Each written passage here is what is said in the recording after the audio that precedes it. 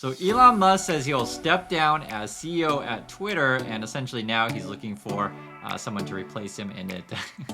It's a crazy story, and I have a hard time keeping a straight face when we talk about this one, but this is actually reality. So someone's making a career move based on Twitter polls. You can see here, Elon asked everyone the question, should I step down as head of Twitter? I will abide by the results of this poll. 57.5% said yes. 42.5% said no. And then after the final results came in after 17.5 million votes, Elon then tweeted out, I will resign as Twitter as soon as I find someone foolish enough to take the job. After that, I will just run the software and servers team. So if you are foolish enough to do it, let Elon Musk know. They are hiring over at Twitter. So whoever's going to take over the new role as Twitter is going to have a lot of challenges ahead. One of them being the FTC. This is a report that was just out. And the basic gist of it, guys, is they may have to pay a bunch of fines if they're not in compliance. Compliance is a big deal with the social media company, be it in Europe, be it in the US, be it in Asia, any number of countries. And every country is going to have different rules on this. Back in, you can see this here, in 2011, Twitter had to pay a $150 million fine for violating misuse of phone numbers, which is a big deal, right? So privacy concerns. One thing as well is, this is a quote from the FTC. They are saying, our revised consent order gives us new tools to ensure compliance, and we are prepared to use them. And then they also say no CEO or company is above the law, and companies must follow our consent decrees. So when FTC comes out with tough talk like that, not so great. The same way as when the government comes out with tough talk on, say, Sam Bankman-Fried. Looks like he's coming back to the USA on Wednesday. You guys can see this here. He'll be escorted by FBI agents. We've had just fun speculation whether or not there'd be a prison run or prison break. I don't think so. Not the way that they're reporting this, but we'll keep an eye on this story, and we'll keep tracking that. The other big issue as well in terms of markets and things of this nature has been what's going on with the Bank of Japan. I'll probably end up doing a separate video on this. You guys may not know Japan was one of my specialties in college in regional studies, be it China, Japan, and Korea. But the basic gist of it is that Japan looks like they're probably going to be raising interest rates. They've had negative rates for a long time, and so this is a big policy shift. And so then you've seen a strengthening of the yen. The won has been moving up as well, and the dollar has been falling. So we're in Korea compared to the Korean won, and I can just tell you the dollar's like going down. So that is a thing. So for all you tax fans out there, it seems that we're going to be finally getting Trump's taxes. They're probably going to be coming soon. There's been a few leaks here and there. The basic gist of it, I was just looking through this a bit myself. As it turns out, it's probably going to show that Trump's businesses aren't doing so great and in fact are losing money. And this sort of goes against sort of the image that Trump's like to put out there. And I think that's one of the reasons why he's always wanted to hide his taxes. So I totally understand. I think Trump's in the same situation as Elon Musk. They have lots of fanboys and fangirls, and sometimes they like to hide certain things. And I just want you to guys be honest. When the taxes do come out, they're numbers, right? And you can't dispute numbers. So just accept the facts what they are. But like I said, early leaks, I think it's going to show that his companies lose money. And we'll see. We'll keep a track on that. Now, in terms of losing money, gaining money, these kind of things, Google is making an interesting move. There's been reports that YouTube is looking at getting Sunday Ticket, and this is from the NFL.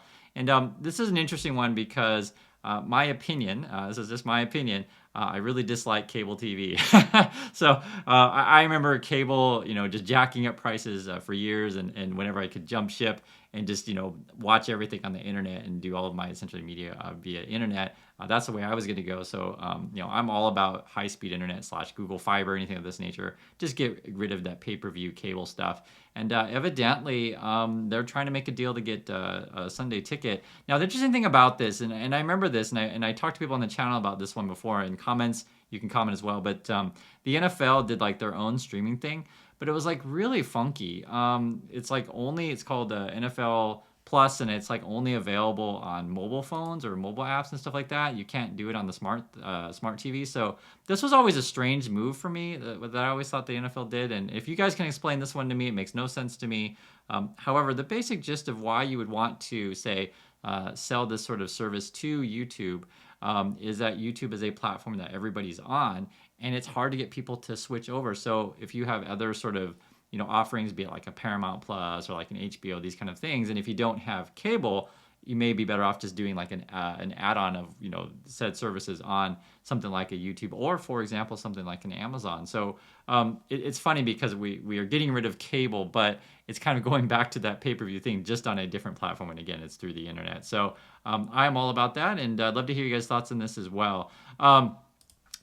Keeping with the world of sports. So there was a scandal a while ago revolving the Phoenix Suns and I guess the Phoenix Mercury, and it was the owner. And essentially, there's this dude. His name is Robert Sarver, and he's just running around the office, running around practices, running around the court, saying a bunch of things that are inappropriate.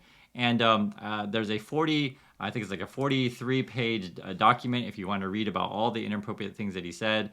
I didn't read through the whole thing. I'm not going to read 43 pages of this, but if you're interested, you can. And essentially what it was is that it was racist, sexist, this kind of things. And he was fined by the NBA. I think it was like $10 million, and ultimately is selling his stake. One thing I want to share with you guys, like, just a lesson from this thing is be careful what you say to people. We're in an environment where you can't get away with just saying whenever you want. And I'll just give you one example of one thing that I think is certainly inappropriate, where he had an employee that was pregnant, and he was making comments to her like, oh, you don't expect a job when you get back. You need to be home with your child. You need to be busy, breastfeeding, this kind of stuff. And I just want you guys to put this in context. Just imagine that you are pregnant, or your wife is pregnant, and you need that money because you're having a kid, right? I mean, you guys understand this. Like some people aren't billionaires and they need money. And and your boss is like saying, oh, you're not going to have a job when you get back, and that kind of stuff, or telling you, oh, you need to be home. And it's just everyone's situation is different. So there's more, way worse reports of things that he said. You can look it up if you really want to, but I'll just give you more of a milder one that's more suitable for YouTube. But evidently, though, he's out. And the reason why we're talking about the story is that there's someone else coming in. His name is Matt Ishibia, and he's buying the Suns and the Mercury. $4 billion deal. So it's pretty crazy because it's quite a bit of money. Now, it's interesting because he's going to take like 50% ownership kind of thing. I'm not familiar with this person. I looked him up. He is a billionaire indeed. They're ranking him here. This is over on Bloomberg. They're ranking him at like 453 in terms of like richest people out there.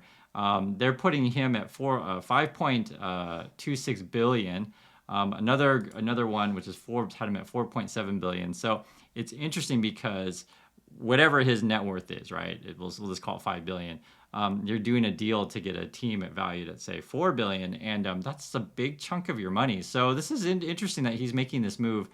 He got his money from, I guess, United Wholesale Mortgage. I'm not familiar with it. If anyone out there is, please let me know what you think about this. But just to put this in terms of context, because it's kind of an interesting story, when you talk about like, if you're a billionaire, what do you do with your money? If you're Elon Musk, you pay $44 billion for Twitter. Think how expensive that is compared to Elon Musk could have just bought an NBA team for $4 billion.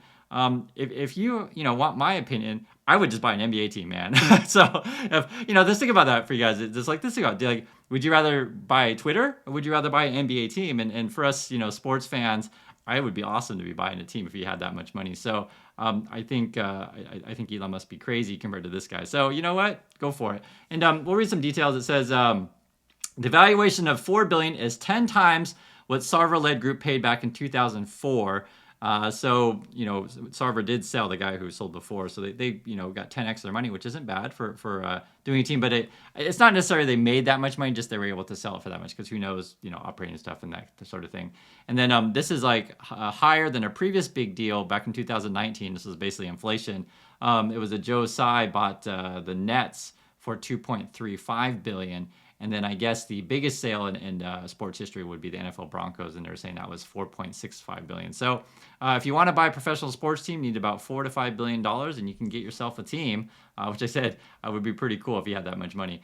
And then this is an interesting one as well. It's sort of sticking with the holiday season. This is a true story. There was a shark who had a virgin birth, so that means essentially no father. Just like if you believe in the Christmas story, right? Jesus was essentially born to the Virgin Mary. I guess instead of that, it looks like God is now blessing sharks. And it's a true story. I'm not making it up. And it was really interesting because I guess this shark, these kind of sharks can do this. And I guess some animals out there can if there's no males in the tank or no males around. And if you guys know the movie / books Jurassic Park, that was the bit as well where dinosaurs could just have babies with no males. Remember there was a scene, and it's in the book and it's in the movie, where like, hey, aren't you worried like the dinosaurs are gonna multiply and stuff like that? And they're like, no, they're all female, no problem.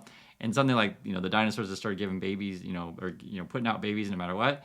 And same with sharks. So that's a thing. So hopefully this makes your holiday season knowing that sharks can have kids without a male and a female. It's a really interesting world we live in. So thanks again for watching, everyone. And this has been your daily news.